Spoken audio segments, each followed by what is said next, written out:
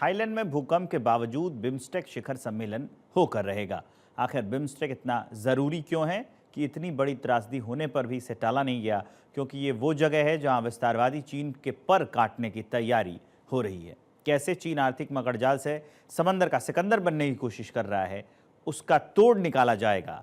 इसलिए पीएम मोदी एक तीर से दो निशाने लगाने का काम कर रहे हैं। 3 अप्रैल को पीएम मोदी थाईलैंड के प्रधानमंत्री के साथ द्विपक्षीय बैठक करेंगे। फिर प्रधानमंत्री मोदी 4 अप्रैल को श्रीलंका जाएंगे, जहां वे श्रीलंका के राष्ट्रपति महामहिम अनुरा कुमारा से मुलाकात करेंगे। आगे वहां पर पीएम मोदी और क्या करेंगे, इसके लिए ये रिपोर्ट देखिए।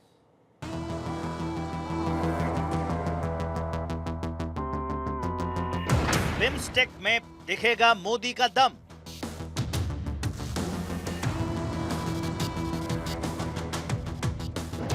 दोस्तों के साथ मोदी, परेशान विरोधी।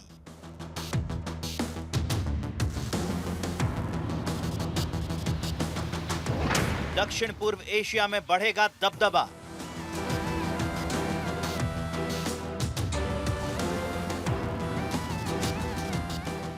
पीएम मोदी 4 अप्रैल को आयोजित होने वाले छठे बिम्स्टेक देशों की बैठक में भी हिस्सा लेंगे। इस बैठक की मेजबानी थाईलैंड की ओर से की जा रही है। थाईलैंड की प्रधानमंत्री पोएटोंगटार्न शिनावात्रा ने पीएम मोदी को इस बैठक में भाग लेने के लिए आमंत्रित किया है। पीएम मोदी की थाईलैंड में ये तीसरी यात्रा होगी।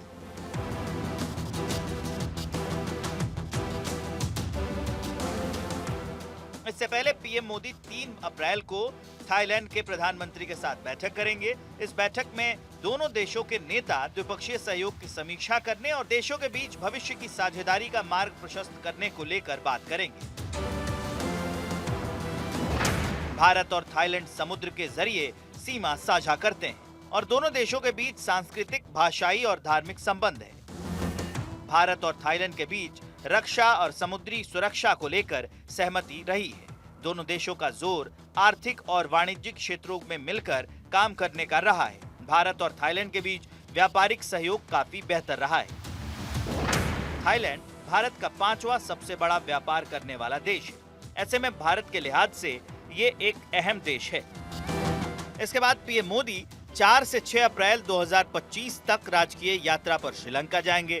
श्रीलंका के राष्ट्रपति अनुरा कुमारा दिसानायका ने पीएम मोदी को इस यात्रा का निमंत्रण दिया है। इस यात्रा के दौरान प्रधानमंत्री मोदी श्रीलंका के राष्ट्रपति के साथ विभिन्न मुद्दों पर चर्चा करेंगे। इसके बाद ही पीएम मोदी अनुराधापुरा भी जाएंगे, जहां वो भारत की तरफ से दी गई पैसों की मदद से शुरू हुए डेवलपमेंट प्रोजेक्ट्स का उद्घाटन करेंगे।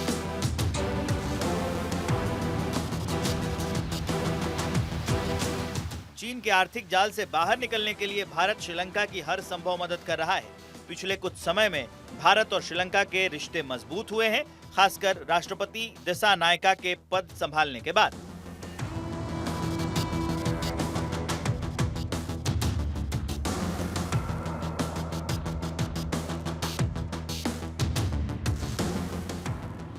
श्रीलंका के राष्ट्रपति दिसानायका ने पदभार ग्रहण करने के बाद अपनी पहली विदेश यात्रा के रूप में भारत का राजकीय दौरा किया था। भारत और श्रीलंका के रिश्ते तो ऐतिहासिक हैं, लेकिन बीच में चीन के आर्थिक षड्यंत्र से इसमें कुछ खटास आ गई थी, जो फिर से मधुर हो रही है।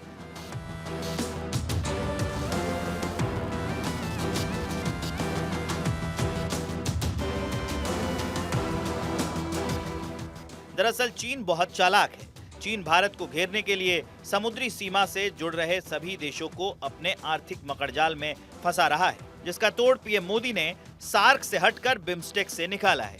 बिम्स्टेक यानी bay of Bengal initiative for multi sectoral technical and economical cooperation. BIMSTEC का इस बार का समिट खास है क्योंकि बिम्स्टेक देशों की ये फिजिकल बैठक 2018 में नेपाल के काठमांडू में आयोजित चौथे बिम्स्टेक शिखर सम्मेलन के बाद पहली बार हो रही है। मार्च 2022 में श्रीलंका के कोलंबो में 5वां बिम्स्टेक शिखर सम्मेलन वर्चुअली किया गया था। बिम्स्टेक भारत के लिए एक महत्वपूर्ण क्षेत्रीय मंच है, जिसने न सिर्फ आर्थिक और तकनीकी सहयोग को बढ़ावा मिलता है, बल्कि जियोपॉलिटिकल पर्सपेक्टिव से भी भारत को अपनी स्थिति मजबूत करने का मौका देती है। दुनिया के नक्शे पर अपनी पकड़ भी मजबूत करने का रास्ता देता है। इसमें 7 देश हैं: भारत, बांग्लादेश, भूटान, नेपाल, श्रीलंका, म्यांमार और थाईलैंड। मतलब बंगाल की खाड़ी के आसपास के अपने मित्र देश भारत अपने नेबरहुड फर्स्ट और एक्ट ईस्ट नीतियों को प्रभावी ढंग से लागू कर रहा है। इससे भारत को ट्रेड, कनेक्टिविटी और सिक्योरिटी में लीड करने का मौका मिलता है।